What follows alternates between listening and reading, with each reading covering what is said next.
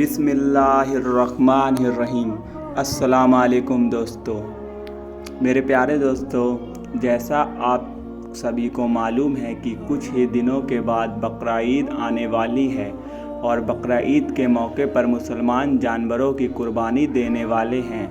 लेकिन जैसे ही बकरीद करीब आती है तो कुछ नासमझ लोग इसको लेकर तरह तरह के सवाल उठाने शुरू कर देते हैं। वह कहते हैं कि मुसलमान बकरीद क्यों मनाते हैं और बेजुबान जानवरों की कुर्बानी क्यों देते हैं, इसके पीछे वजह क्या है।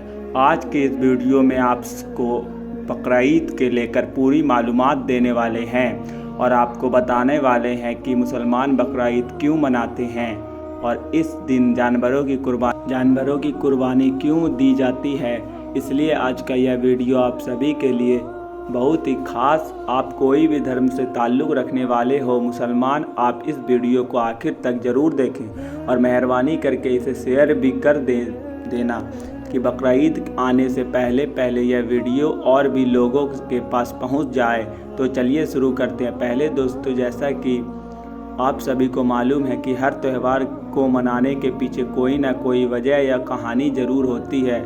उसी तरह से बकरीद को मनाने और कुर्बानी देने के पीछे इस्लाम में एक बार किया गया याद रखे अल्लाह ताला अपने महबूब बंदों से यानी कि अपने नबी और पैगंबर से बहुत मोहब्बत किया करते हैं और वक्त पर उनका इम्तिहान भी लेते रहते हैं। इसी तरह से एक बार हज़रत इब्राहीम अलैहिस्सलाम का भी इम्तिहान लिया गया।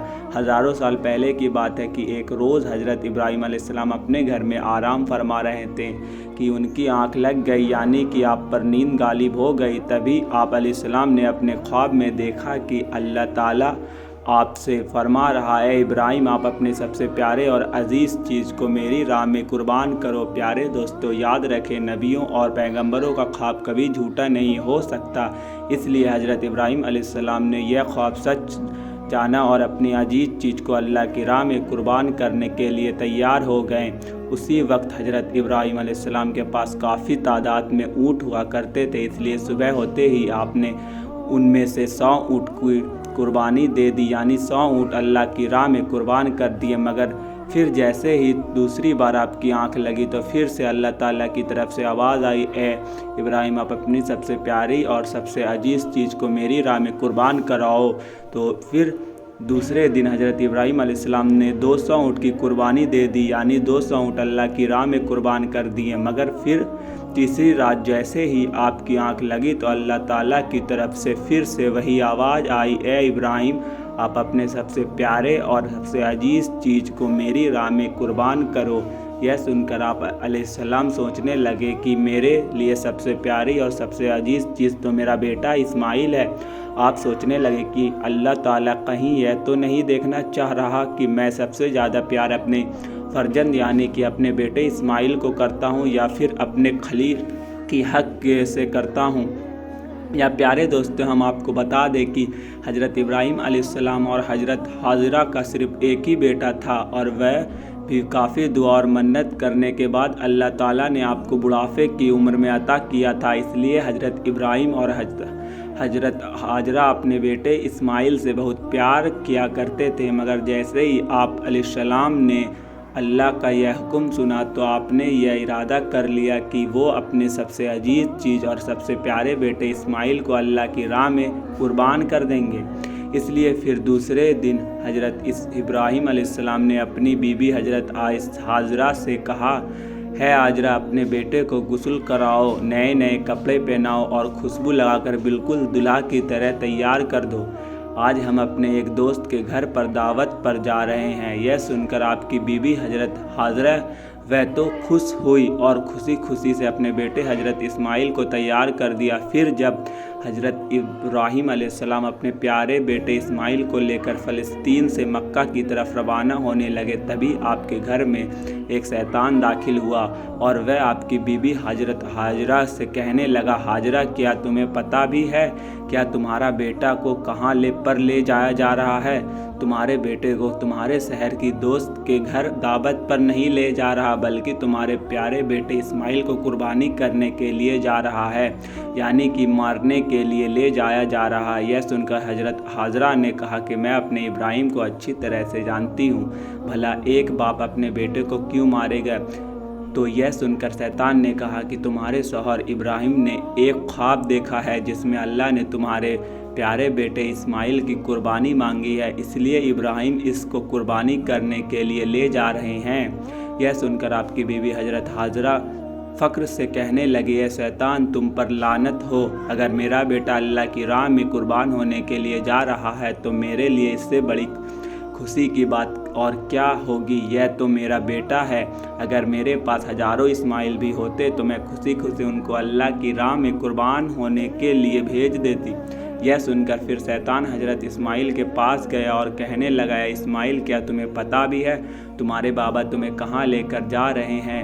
وہ تمہیں دعوت میں نہیں بلکہ تمہارے مارنے کے لیے لے جا رہے ہیں، وہ تمہیں اللہ کی راہ میں قربان کرنے کے لیے لے جا رہے ہیں۔ تو یہ سن کر حضرت اسماعیل علیہ السلام نے فرمایا کہ اگر میں اللہ کی راہ میں قربان ہو جاؤں تو میرے سے بڑا خوش نصیب پھر کون ہوگا؟ یہ سن کر شیطان بہت مایوس ہوا، اسی لیے پھر حضرت ابراہیم علیہ السلام کے پاس پہنچا اور کہنے لگا، ابراہیم، اپنے پیارے بیٹے کو قربان کرنے کے لیے کیوں لے جا رہے؟ تمہیں پتہ بھی ہے تمہارے ہر قربانی اللہ کی بارگاہ میں قبول ہوگی بھی یا نہیں؟ اور دوسری بات، جب تم اپنے بیٹے کو قربان کر دو گے تو پھر بڑھاپے میں تمہاری خدمت کون کرے گا؟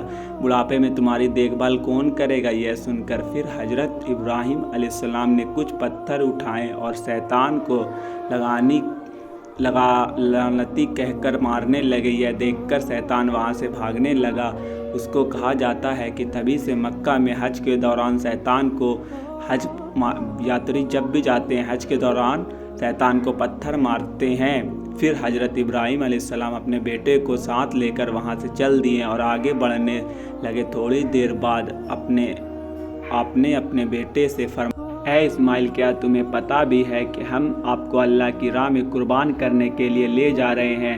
تو یہ سن کر آپ کا بیٹا حضرت اسماعیل علیہ السلام کہنے لگے، بابا جان، اس سے بہتر میرے لیے اور کیا ہوگا کہ مجھے اللہ کی راہ میں کے لیے ایک نبی قربان کرنے کے لیے لے جا رہے ہیں، لیکن بابا میری ایک التجا ہے کہ جب آپ میرا گلا گھونٹیں گے تو آپ وہ دیکھ نہیں پاؤ گے، اس لیے پہلے آپ رسی سے میرے ہاتھ کو پاؤں کو اچھی طرح سے باندھ لیجیے، اور میرا چاہتا ہوں کہ میں آپ بھی اپنی آنکھ پر پٹی باندھ لے تاکہ آپ میرے گلے پر چھری چلاتے وقت رس نہ آئے۔ بس پھر کیا تھا، حضرت ابراہیم علیہ السلام نے اپنے بیٹے پیارے اسماعیل کے ہاتھ پر باندھ کے اپنی آنکھوں پر بھی پٹی باندھ لی اور پھر اپنے ہاتھوں میں ایک چھری لے کر آسمان کی طرف دیکھا اور کہنے لگے، اے اللہ، اگر آپ مجھے 1000 اسماعیل بھی دیتے تو میں خوشی خوشی کے ساتھ میں ان سب کو آپ کی راہ میں قربان کر دیتا۔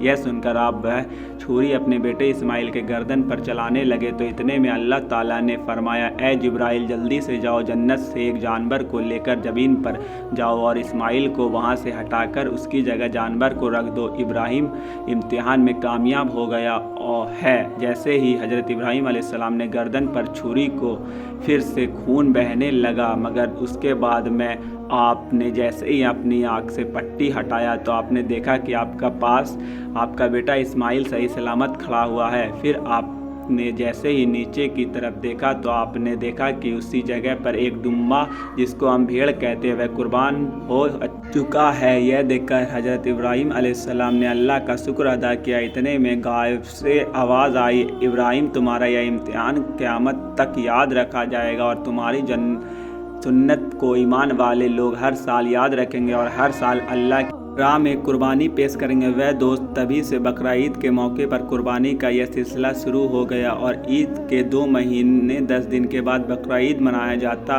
جانے لگا۔ ہمارا دیش بھارت، پاکستان اور بنگلہ دیش جیسوں میں دیش میں 3 دن تک یہ تہوار منایا جاتا ہے، جبکہ گلف دیشوں میں 7 دنوں تک یہ تہوار منایا جاتا ہے، جس میں دمبا، بکرا اور حلال جانوروں کی قربانی دی جاتی ہے۔ یاد رکھیے گا، قربانی کے گوشت کو 3 حصوں میں بانٹا جاتا ہے۔ پہلا حصہ غریبوں اور مسکینوں میں بانٹا جاتا ہے، دوسرا حصہ رشتہ دار میں دیا جاتا ہے، تیسرا حصہ خود اپنے گھر میں رکھا جاتا ہے۔ دوستو، یہ تھی ہماری آج کی ویڈیو۔ کہ مسلمان قربانی کیوں دیتے ہیں۔ آپ کو یہ ویڈیو کیسی لگی ہمیں کمنٹ میں ضرور بتائیں۔ ہمارے چینل اسلامک معلومات چینل کو سبسکرائب کریں، شیئر کریں، اور ابھی تک آپ نے ہمارے چینل کو سبسکرائب نہیں کیا تو سبسکرائب کر لیں، ساتھ میں لگی بیل آئیکن کو ضرور دبائیں۔ ہم ملتے ہیں ایک اور نئی ویڈیو کے ساتھ، تب تک کے لیے السلام۔